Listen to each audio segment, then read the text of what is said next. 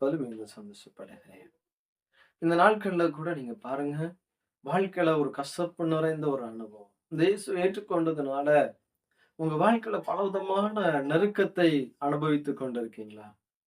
அதேபோல இன்னைக்கு ஒரு ஒரு மனிதனுடைய வாழ்க்கையில யோபு என்கிற ஒரு மனிதன் இருந்தான். அந்த மனிதனுடைய வாழ்க்கையில ஒரு கசப்பான ஒரு அனுபவம் இருந்துச்சு. ஆனா முதல் அதிகாரத்த நீங்க பார்த்தீங்கன்னா, அவருடைய வாழ்வுல எல்லாவற்றையும் கர்த்தர் ஆசீர்வதித்திருந்தார்.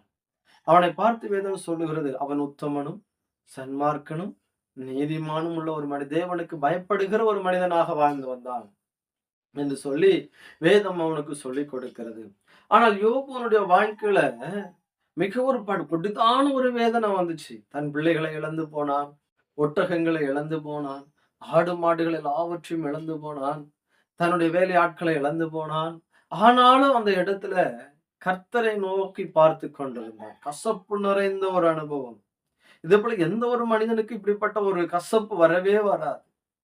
ஆனா அவ்வளோ வேதனையை சகித்து கொண்டிருக்கிற அந்த யோபுவனுடைய வாழ்க்கை நீங்க பார்த்தீங்கன்னா, மிகுந்த வேதனை, மிகுந்த துன்பம். அது மட்டுமல்ல, அந்த சரீரம் முழுவதிலும் பருக்கள் நிறைந்து அந்த இடத்துல இருந்து என்ன உண்டாகுதுன்னா, அந்த சீழு வடிகுது, ரத்தம் வடியுது, சீழு வடிந்து வாட எடுக்குது.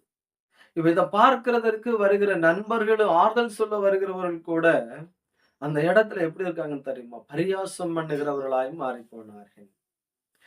யோபு நிந்திக்கிறவர்களாக மாறிப் போனார்கள். யோப பார்த்து நீ அதை செஞ்சிருப்ப, இதை செஞ்ச குற்றம் சாட்டுகிறவர்களாய் மாறிப் போனார்கள். கசப்பு நிறைந்த ஒரு அனுபவம். வாழ்க்கையில இன்னைக்கு அநேகர் இந்த இயேசுவை ஏற்றுக்கொண்டதுனால, இந்த தேவனை ஏற்றுக்கொண்டதுனால உலகம் உன்னை வெறுக்குதா?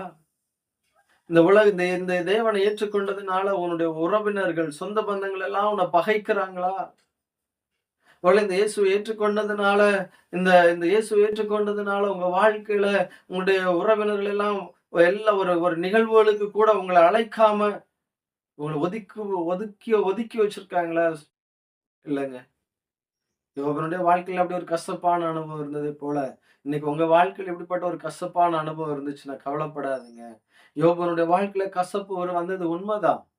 வேதனை வந்தது உண்மைதான். பிரச்சனை இருந்தது உண்மைதான். அநேகர் அவரை பார்த்து நியாயம் தீர்த்தது உண்மைதான். அநேகர் அவரை பார்த்து கேவலமா பேசினது உண்மைதான். எந்த மனிதர்கள் யோபு எல்லாவற்றையும் பேசினார்களோ, அதே போல எல்லா மனிதர்களும் யோபுவினிடத்திலே வந்தார்கள். இன்னைக்கு அன்பான தேவனுடைய பிள்ளைகளை, உங்க வாழ்க்கையில உங்க வாழ்க்கையில உங்களை வெறுத்தவர்கள் நிச்சயமா உங்கள் பக்கமாய் திரும்பி வருவார்கள். கவலைப்படாதீங்க, வேதனைப்படாதீங்க. உங்க வாழ்க்கையில கசப்பு எல்லாராலும் நெருக்கப்படுகிறதுனால உங்க இருதயம் கசப்பு நிறைந்த ஒரு அனுபவமா இருக்குதா? இல்லைங்க. கர்த்தர் சொல்றாரு, அந்த நிலைமை மாறும். நிலைமை மாறும். என்னைக்கு நீங்க அப்படியே இருக்கிற போறது இல்ல. நீங்க எப்பவும் அப்படியே இருக்க போறது இல்ல. கர்த்தர் உங்க நிலைமையை மாற்றுவார். அந்த நிலைமையை மாற்றும் பொழுது கர்த்தர் உங்க வாழ்க்கையில இரட்டிப்பான நன்மையை தருவார். இரட்டிப்பான நன்மையை தருவார். உங்க வாழ்க்கை இப்படியே இருப்பதல்ல. ஒருவேளை இப்ப கசப்பு நிறைந்த அனுபவமா இருக்க இருக்க கர்த்தர் ஒரு நாளும் விட மாட்டார். நிச்சயமா உங்க வாழ்க்கையில மாற்றம் வரும். நிச்சயமா இரட்டிப்பான நன்மைகள் வரும். உங்களை ஏளனமாய் பேசினவர் உங்களை நெருங்கி வருவார்கள். யாரெல்லாம் இவனை தெரியாது என்று சொன்னார்களோ அவர்கள் எல்லாம் எனக்கு தெரியும் என்று சொல்லி வருகிற ஒரு கூட்டமாய் மாறப்போகிறார்கள். கவலைப்படாதீங்க. ஏன்னா இந்த தேவன், இந்த உலகத்தை ஜெயித்த தேவன் நம்மளோடு கூட இருக்கிறார். சரியா? பிசாசை ஜெயித்தவர் நம்மளோடு கூட இருக்கிறார். உபத்திரவத்தை ஜெயித்தவர் நம்மளோடு கூட இருக்கிறார். ஆகவே கவலைப்படாதுங்க. இந்த உலகம் அற்பமான எண்ணல் ஆளும்.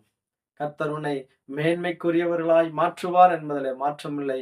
God bless you. கர்த்தர் உங்கள் ஒவ்வொருவரையும் ஆசீர்வதிப்பாராக. ஆமென், ஆமென்.